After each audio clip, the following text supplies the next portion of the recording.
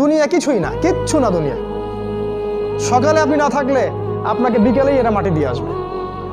চোখ বন্ধ করে চিন্তা করবেন রাত্রেবেলা আপনি পৃথিবীতে নাই, আপনার স্ত্রী, আপনার সন্তান, আপনার প্রতিষ্ঠান, আপনার সংগঠন, আপনার সব কিছু কি থেমে আছে না চলছে?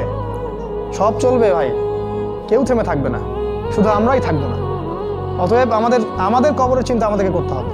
জ্ঞান অনুযায়ী আমল করি, অবহেলা না করি ইনশাআল্লাহ। 3 নাম্বার, আদর্শ পরিবার গঠন করেন। পরিবারটা হবে ডিনামাইট। রাষ্ট্র বিশ্ব কই যায় যাক, আপনার পরিবার যেন ইসলামের আদর্শের উপর থাকে। কারণ কু আনফুসাকুম ওয়া আহলিকুম নার, নিজে বাঁচো জাহান্নামের আগুন থেকে, পরিবারকে বাঁচাও। আপনার ছেলের ব্যাপারে সচেতন হন, মেয়ের ব্যাপারে সচেতন হন, স্ত্রীর ব্যাপারে সচেতন হন। আপনার পরিবার, আপনার রক্তের সম্পর্ক, আত্মীয়, এদের মাঝে আপনি দিনের প্রচারটা করেন। কোথায় কে জাহান্নামে যায় যাক, ওটার পরের চিন্তা আপনার, ওটা চিন্তা আপনার করতে হবে না। এখন আপনি আপনার পরিবারের দিকে ফোকাস করুন।